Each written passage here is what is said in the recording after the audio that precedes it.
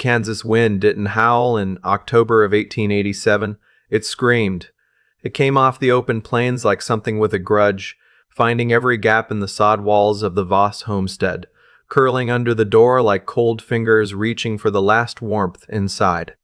Clementine Voss had 43 cents, half a wheel of dried cheese, and a father who had been dead for 11 days. She hadn't told anyone yet. Not because she didn't grieve. God, she grieved. But because the moment she told, the moment she walked into Hartfield and let those words leave her mouth, Elias Mercer would know.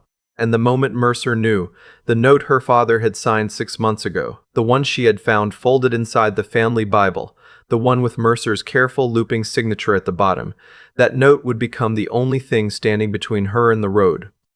Her name was Clementine Voss. She was 22 years old. She had her mother's dark eyes and her father's stubbornness, and about 3 weeks before the first hard freeze made the prairie impassable, she was, by every measure that the Kansas Territory understood, completely alone. It was the 12th day after her father's death when she found the man.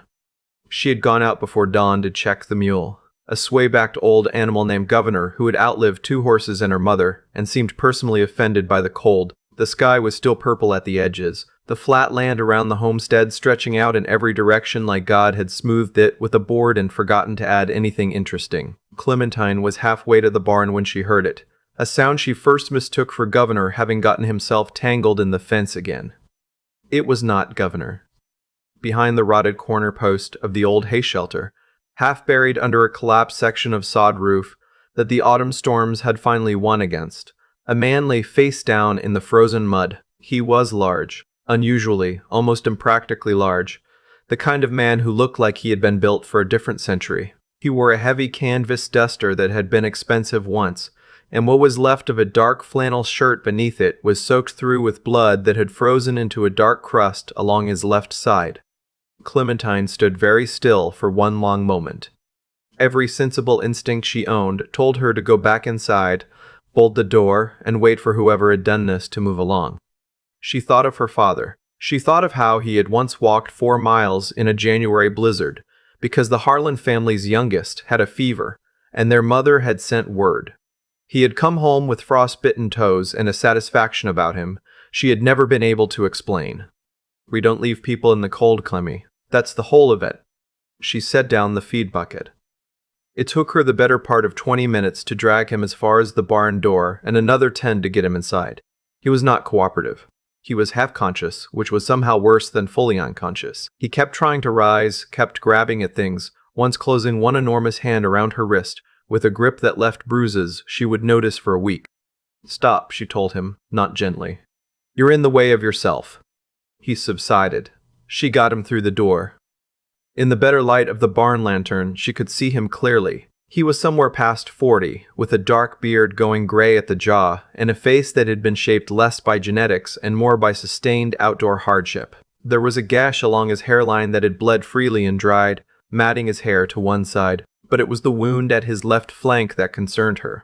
A bullet hole, clean entry, and when she carefully worked the duster away from his back, with scissors from her apron pocket, an exit wound too, through and through, her father would have said. Small mercy. He had a leather satchel strapped across his body so firmly she had to cut the strap to remove it. When she did, he reached for it in blind instinct even through the delirium. "It's here," she told him, setting it beside his head where he could feel it. "I'm not taking it." His breathing steadied slightly. She went to work. She had no formal training, but she had grown up on the prairie, where the nearest doctor was a full day's ride and people made do. She boiled water. She cleaned both wounds with the last of the turpentine her father kept for the mule's hooves. The man came half awake during this and said something in what she was fairly certain was French, and she packed the entry wound with a poultice of yarrow she kept dried in the cellar for exactly this kind of emergency, and bound his ribs with strips torn from an old grain sack. By the time the sun came fully up, she had done everything she could do. She sat back against the barn wall and looked at him. He was, as far as she could determine, alive. Stubbornly, impractically alive. "Who are you?" she asked the unconscious man. He didn't answer. She found out 3 days later. He came back to himself gradually, the way the badly injured Doppel in fits and fragments, surfaces of consciousness that would arrive and then retreat. She brought him broth. She made from the last of the salt pork. She kept the barn warmer than was reasonable, feeding the small iron stove she had dragged in from the house. She told herself this was practical, that a dead man in her barn solved nothing, that she needed him to be alive long enough to be someone else's problem. On the third afternoon, she walked in to find his eyes open. Not the wild, unfocused eyes of fever, clear eyes, dark brown and sharp, tracking her across the barn with the careful attention of a man who had learned the hard way to always know where the exits were. "Easy," she said, in the same tone she used with Governor when he was skittish. "You've been out 3 days. You're in the Voss homestead, 12 miles northeast of Hartfield. I'm Clementine Voss. You had a bullet through your side, and you were lying behind my hay shelter in the mud." He was quiet for a moment. "Nathaniel Hayes," he said finally. His voice was rough from disuse, but it was a careful voice, a deliberate one. "Miss Voss, you should not have brought me inside." "Probably not," she agreed. "You're welcome." Something shifted in his expression. Not quite a smile, but the country adjacent to one. "Did anyone follow the blood trail?" he asked. "I covered it," she said. "Scattered straw. Rained the next morning, which helped." He looked at her for a long moment, reassessing something. "How old are you?" "Old enough," she said, which was what her father used to say when people asked questions that weren't their business. "How many men are looking for you?" Another long pause. He was deciding something. She watched him decide. "3, that I know of," he said. "Working for a man named Elias Mercer." The name hit her like a hand to the chest. She kept her face still. Her father had taught her that too. The prairie face, he called it, the expression of absolute calm that you wore when the situation was the furthest thing from calm. She had been wearing it for 11 days. "Elias Mercer," she repeated, "the landman." "Among other things," Nathaniel Hayes said, watching her carefully. "You know him. He's been coming to this homestead for 4 months, trying to buy us out." She paused. "Trying to buy my father out." "Is your father here?" She looked at the hay beneath her boots. "No," she said, "he's not." Nathaniel Hayes asked no more questions about her father. He was, she would come to understand, a man who knew how to read a silence. He slept most of that day and all of the night. Clementine sat up by the house fire, listening to the wind and thinking about the leather satchel she had set beside him. She had not opened it. She had come close, had held it in her lap for a full minute that first morning, and then set it back down. Whatever was in it was his, and he was injured, and there was enough that was unfair in the world without adding theft to the ledger. But on the morning of the 4th day, Nathaniel Hayes asked her to open it himself. He was sitting up by then, which seemed to her a minor miracle, propped against the barn wall with the kind of stoic discomfort of a man who thought showing pain was a form of rudeness. She brought him coffee and hard biscuits and set them beside him, and he looked at the satchel and then at her.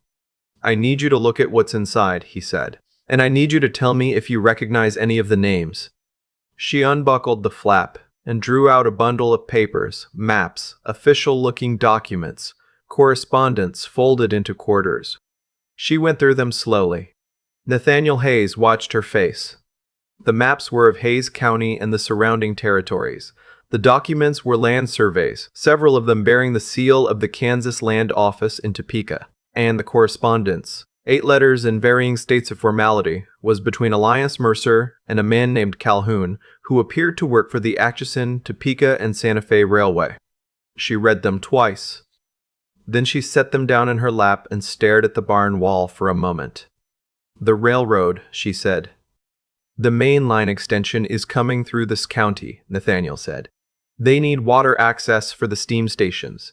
Mercer found out 18 months ago. He's been quietly buying up every homestead that sits on the underground water table, paying pennies or manufacturing debt to force people off." He paused. "Or worse." She thought of her father. The sudden illness in August, so fast it made no sense. The doctor from Hartfield who had shrugged and written fever in his notes. The way her father, who had never owed money to anyone in his life, had apparently signed a promissory note to Mercer for $300 the week before he died. She had thought it strange. She had filed it under grief and kept moving. Now she took it back out and looked at it in this new light. How did you get these? She asked. I'm a land agent, Nathaniel said. Out of Topeka. The land office sent me to investigate complaints from 3 families who said Mercer was falsifying survey records to shift property lines. He shifted, winced, controlled it. Mercer found out I was here. His men caught up with me 2 miles east of your homestead. They left you for dead. They made the common mistake of not confirming it. He looked at her steadily. Miss Voss, what I have in that satchel is enough to bring federal charges against Elias Mercer. But I need to get to the telegraph office in Hartfield, and I need your help to do it. You can't ride, she said flatly. You can barely sit up. No, he agreed. Not yet. They looked at each other. Outside, the wind moved across the flat land with its endless, mindless patience. Inside the barn, the small stove ticked. Governor shifted in his stall and blew out a long breath, which was about as much editorial comment as he ever offered. All right, Clementine said. You heal. I'll think. He did, and she did. The next 10 days were the strangest of Clementine Voss's life, which was saying something given the 11 that had preceded them. Nathaniel Hayes healed with a grim efficiency that she found both impressive and slightly unnerving. By the 2nd day, he was insisting on sitting upright for hours at a time. By the 4th, he was walking the length of the barn, slowly, with one hand on the wall.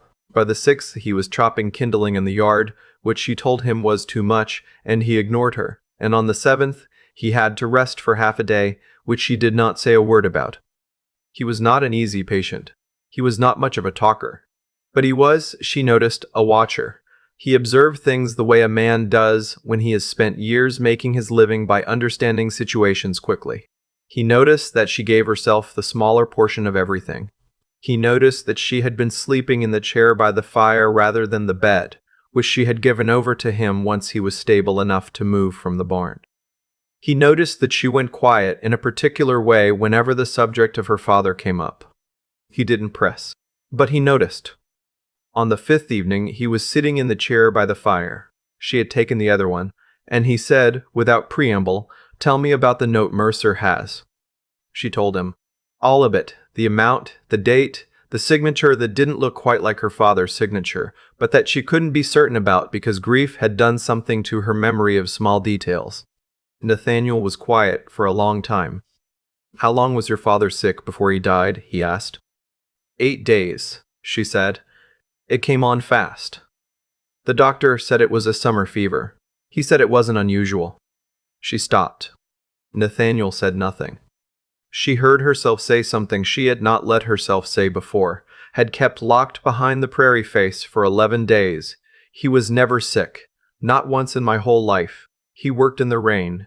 He worked in the cold. He said sick was something that happened to men who had time for it. The fire popped. There were 2 other homesteaders, Nathaniel said carefully. In the land office complaints, both of them lost the head of their household before they lost their land. Both of them were told it was fever. The room was very quiet. Clementine looked at her hands in her lap. They were steady. She was surprised by that, and then she was not, because she had been holding herself together by the joints for 11 days, and she was very good at it by now. He killed my father, she said. It was not a question. I believe so, Nathaniel said. And I believe I can prove it if I can get these documents to Topeka. She nodded once. Then she got up, went to the shelf above the fire, and took down the tin where she kept the 43 cents. She looked at it for a moment, then put it back. I'll hitch Governor in the morning, she said. How far can you ride? As it turned out, not far enough. They had been on the road for less than 2 hours, Clementine driving the buckboard. Nathaniel beside her in the seat with the color of a man doing his level best not to acknowledge that he was in significant pain, when they came around the long curve of the creek road and found 3 riders waiting. Clementine recognized the one in the front immediately. His name was Dooley, and he worked as Mercer's foreman, and she had seen him ride onto her property twice in the past 4 months with papers for her father to sign. He was a compact, weathered man with no particular expression, which was somehow more frightening than anger would have been. Behind him were 2 men she didn't know. One was young, barely older than she was, with his hat pulled low and his hand near his hip. The other was older, heavy-set, with the flat eyes of someone who had stopped finding the world interesting. Miss Voss, Dooley said pleasantly. Awful cold morning for a drive. Where are you headed? Hartfield, she said. Her voice came out even. Dry goods. Dooley's eyes moved to Nathaniel. They stayed there. That's Mr. Hayes, isn't it? He said. Not a question. Nathaniel said nothing. He was very still beside her. Mr. Mercer would like those papers back, Dooley said. And Mr. Hayes here to come with us and clear up a few misunderstandings. He smiled in a way that did not involve his eyes. Miss Voss, I don't imagine you want any trouble. Your father just passed. You've got enough grief without adding to it. You're right that I have grief, Clementine said. My father was a healthy man until Elias Mercer decided he needed his land. So you'll understand if I'm not in a particularly cooperative frame of mind. Something shifted in Dooley's face. The pleasantness dropped, the way a curtain drops. Miss Voss, I want to talk to Mercer, she said. Not you, not these men. Mercer himself. If he has a claim on this homestead, he can make it to my face. There was a silence. The creek made its cold noise nearby. The horses shifted. All right, Dooley said finally. We'll take you to him. It was not the answer she had expected, and that was the most frightening thing so far. Elias Mercer's office was in Hartfield, above the bank, in rooms that announced money quietly. Good furniture, heavy curtains, a fire that had been burning for hours. He was a well-made man in his 50s, with silver hair and the kind of face that had probably been handsome for decades and knew it. He stood when she came in, which was a courtesy she found deeply insulting under the circumstances. Miss Voss, he said, I'm so sorry about your father. Edwin was a good man. Were you sorry before or after? She said. The pleasantness held. He was very practiced at it. I don't know what you mean. I think you do. She sat down without being invited to. I've read your letters, Mr. Mercer. The ones to Calhoun at the Santa Fe Railway. I know about the water access. I know what the railroad is paying for the land above the aquifer. And I know that 2 other families lost their fathers before they lost their farms. She looked at him. How did you do it? Something passed across Mercer's face. Very fast, very controlled, but she was watching for it, and she saw it. He sat down across from her and folded his hands on the desk, with the patience of a man deciding how honest to be. You're a smart young woman, he said. Smarter than your father, frankly, though I mean no disrespect. Edwin could not see past the soil in his hands. He wouldn't look at what the land would be worth in 5 years. He paused. I'm going to make you the same offer I made him. $300 to clear the note. $500. On top of that, cash. You walk away from a hard life with $800 and go somewhere the winters are better. You haven't answered my question. I'm offering you a solution. My father signed a note for $300, she said. He didn't owe you money. My father didn't borrow money. He said debt was a slow drowning. Mercer said nothing. I think you brought him something, she said. To sign the note. Maybe food. Maybe whiskey. You were neighborly. And while you were being neighborly, you put something in it. A silence that lasted exactly 1 second too long. I don't know where you've gotten these ideas, Mercer said.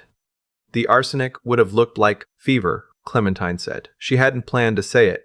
She had read it in Nathaniel's careful assessment of the other cases, the timeline, the similarities. She said it to see what Mercer's face did.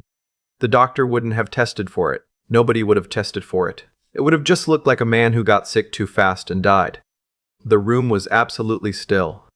Mercer looked at her, and for the first time the pleasantness was gone, all the way down. Be very careful, he said quietly. He was my father, she said. Her voice did not shake. She was distantly amazed by this. He was my father, and he was a good man, and he didn't owe you anything, and you killed him for 80 acres and a water table. Miss Voss. No. She stood up. I don't want your $800. I don't want anything from you. What I want is for the federal land agent sitting downstairs with your foreman to hand those documents to the U.S. Marshal's office in Topeka, which is what is happening this morning. Mercer rose slowly. He was not frightening in the way that Dooley was frightening. He was frightening in a different way, in the way of a man who has always found solutions and is in the process of finding one now. You're going to hand over those papers, he said, and this will end quietly, or I will make what remains of your life in this county very difficult. My life in this county is already very difficult, Clementine Voss said, My father is dead and it's October, and I have 43 cents. You are not in a position to threaten me with difficult." She walked to the door. She had her hand on the frame when he said it, and she knew later that he said it because he had made the mistake that powerful men often make when confronted with someone who has nothing left to lose. He forgot to be careful. Edwin wouldn't listen either, Mercer said. Right up until the end, he was talking about that soil. Something about the legacy he was building. Very touching. It took about 4 days. She stopped. Her hand tightened on the doorframe. 4 days. He knew it was 4 days. The doctor's report had said 8, and the doctor had been wrong, and she had never told anyone the real number. 4 days was what she had watched. 4 days of her father's hands going still and his voice going thin, and her sitting beside him not understanding what was happening until it was over. 4 days was what Elias Mercer knew because Elias Mercer had counted them. She stood in the doorway and felt the thing she had been holding at the edge of herself for 23 days rise up all at once. The grief and the fury and the knowledge that the man behind her had sat in this warm room with his good furniture and his railroad money and had counted her father's days. She reached inside her coat. Her hand closed around the handle of the small pistol she had taken from her father's desk drawer the morning after she found the promissory note, because the Prairie had taught her that a woman alone should not be without one. She turned around. Mercer went still. "I could," she said. Her voice was quiet and entirely steady. "I have thought about it every day for 3 weeks. I want to. You need to understand that I want to." Mercer was not a brave man under pressure. She could see that clearly now, with the pistol between them. "Miss Voss," he said, and his voice had changed completely.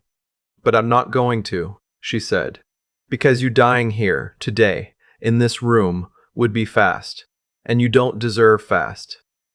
She lowered the pistol slowly. "The United States government takes a very long time, Mr. Mercer, and they are going to take all of it with you." She went downstairs. Nathaniel Hayes was not, as she had told Mercer, sitting calmly downstairs. He had, at some point between her going up and coming down, managed to separate himself from Dooley's supervision with a methodology she did not ask about, and he did not explain. The Dooley appeared to be sitting in a corner of the lobby looking considerably less composed than he had on the Creek Road. Nathaniel was at the door when she came down the stairs, one hand on the frame, the color of a man who had done something inadvisable for his healing ribs. He looked at her face. "Are you all right?" he asked. He said it was 4 days, she told him. He knew it was 4 days. Nathaniel was quiet for a moment. Then he said, "I heard." They went to the telegraph office together. The marshal out of Wichita arrived 6 days later. He came with 2 deputies and a federal warrant and a letter from the Kansas Land Office in Topeka that authorized the seizure of Mercer's business records. Nathaniel Hayes, who had by that point graduated from the barn to the house and from the house to something approaching normal function, rode with them to Mercer's office and handed over the satchel in person. Elias Mercer was taken out of Hartfield in handcuffs on a Tuesday morning, and 3 people watched from the street, and one of them was Clementine Voss, and she felt the thing she had been bracing against since October finally, slowly, incompletely but genuinely, begin to ease. The railroad representative came 2 weeks later. He was a precise, well-dressed man out of Kansas City who sat in her kitchen and laid a survey map on her table and showed her, with a pencil and considerable professional enthusiasm, exactly where the water table sat beneath the Voss homestead. He used phrases like primary access point and irreplaceable infrastructure position and long-term leasing arrangement, and by the end of the meeting, Clementine the Voss understood that her father had been right. The land was worth something. It had always been worth something. The difference was that now she was the one deciding what to do with it. She did not sell. She signed a 30-year lease for the water access rights at a figure that made the bank manager in Hartfield genuinely emotional when she came in to pay off the fraudulent note. December came in with snow, which in Kansas was less a weather event and more a reckoning. The homestead had a new roof section on the south side, paid for in cash, and the pantry was no longer something she avoided looking at. Governor had a new blanket.